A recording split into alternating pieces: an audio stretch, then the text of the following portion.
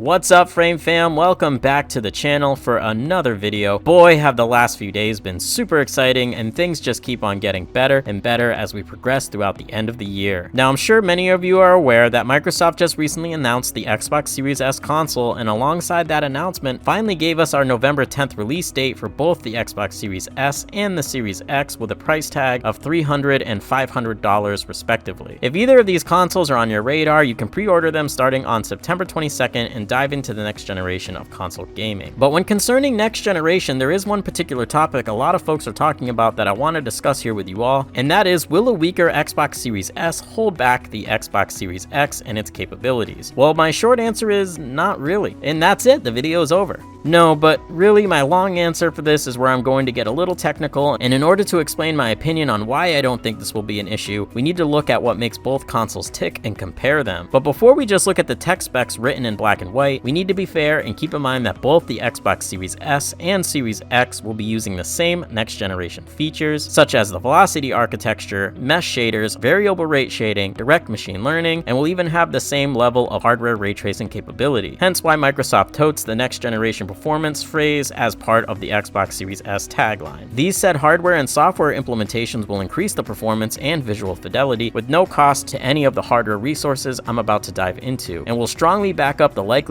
of a great coexistence between both consoles this coming generation. Now, with that in mind, let's look at the variance in hardware to explain why even differences here won't create any issues with overlooked development creativity or performance bottlenecking. Starting with the CPU, both consoles are using the same AMD Zen 2 architecture that has 8 cores and 16 threads. These CPUs can have simultaneous multi-threading on or off depending on the developer's choice, allowing for just 8 cores and 8 threads when off, or using all 16 threads fully when turned on. The catch is, when SMT is turned on, the CPU clocks down to reduce total heat, and this is where both CPUs slightly differ. The Xbox Series X has a 3.8 GHz clock speed with SMT turned off, and a 3.66 GHz speed when turned on. The Xbox Series S has a 3.6 GHz clock speed with SMT off and 3.4 GHz with SMT turned on. With such a small difference in CPU clock speeds, but the same core and thread counts, optimizing for both consoles should be pretty straightforward with the resolution target differences. Indeed, things such as wireframing, physics, AI, and collision detection, to name a few, are all used by and optimized for CPU use. But considering the higher resolutions the Xbox Series X is targeting, this small increase in CPU speed should account for the slight demand of higher resolutions while maintaining the same 60 FPS target, especially since high resolutions are much less demanding on the CPU when compared to the GPU, and this should give the developer more time to focus on other development areas and less time optimizing a CPU delta, since CPU overhead will scale down with target resolutions, easily accommodating the 200 MHz clock speed difference. But where there is a large difference between the two consoles is memory and graphics power, but this too isn't enough to hold back the Series X. The reason for that is total GPU overhead, available VRAM, and memory bandwidth all scale with resolution. What I mean by that is, in order to run native 4K 60 FPS, you need a lot more and faster graphics memory along with more overall compute power than if you targeted a 1440p or 1080p resolution. You see, the Xbox Series X has a 12.15 teraflop GPU with 10 GB of RAM running at 560 GB a second and an additional 6 GB running at 336 GB a second, while in comparison, the Xbox Series S has a 4 teraflop GPU with 8 GB of RAM running at 224 GB a second and another 2 GB reserved for the operating system running at 56 GB a second.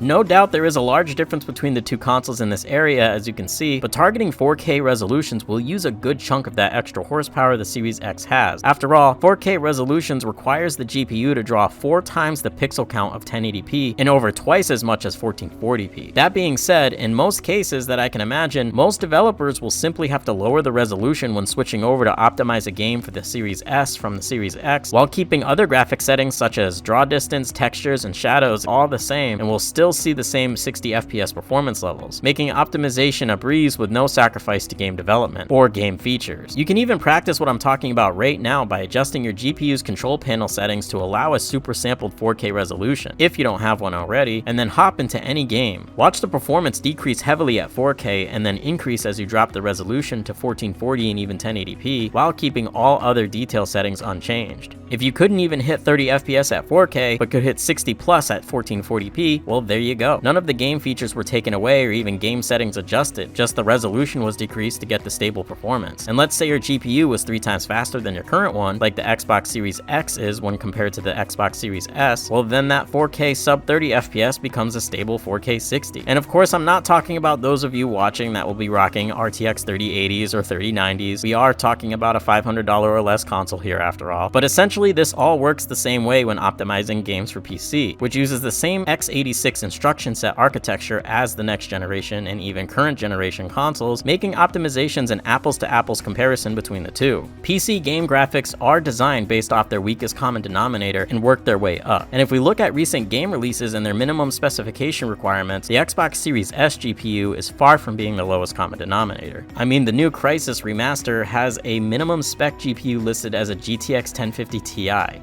So yeah. Of course, one thing I don't want people to get mixed up here when it comes to this discussion is graphics holding back hardware and game features holding back hardware. Yes, there is a difference, and of course hardware can hold back game features from development. For example, PlayStation did a demo showing Spider-Man running on the PlayStation 5 and its SSD, and while zipping through the city, the PlayStation 5 had no stutter or loading screens, meanwhile the PS4 did. This is an example of hardware holding back game features, but since the Xbox Series X and S both have the same core and thread count in its CPU, along with the same exact speed NVMe and all the next-gen features we discussed earlier, features will not be held away from the Xbox Series X because the Series S is lacking them, because it isn't, which means the Xbox Series S will not hold back the Series X the same way, and RTX 2060 won't hold back an RTX 3080. At worst, we will just see lower resolutions and maybe some dialed back settings. One final point I want to make here is the Xbox Series S is replacing the One S and the Xbox Series X is replacing the One X. Two different classes of the same console family have lived in the same gaming generation with no issues for over the last 3 years, and no one complained about the Xbox One S holding back the One X during this generation, with new features missing because of the 2013 console. I firmly believe that the next generation of game consoles and PC hardware will truly show us the capability of the new technology that has been developing over the last few years, and I don't think any of us are going to be disappointed. Now, I know this was a lot to take in. I lost my breath at least 10 times recording this video, but I was asked to share my thoughts on this topic, and here you have it. But I want to know what you guys think. Opinions are to each their own, so whether you agree or disagree with me, comment your process down below and let's discuss it. Anyway, guys, that's going to be everything I have to say in this video. I'm gonna go sip on some oxygen. If you enjoyed the video, it would mean a whole lot to me if you slap that like button so others who might enjoy it find this video as well. If you are new to the channel, consider subscribing for more tech talk and benchmark content. As always, guys, it's been my pleasure. Please stay safe, stay happy,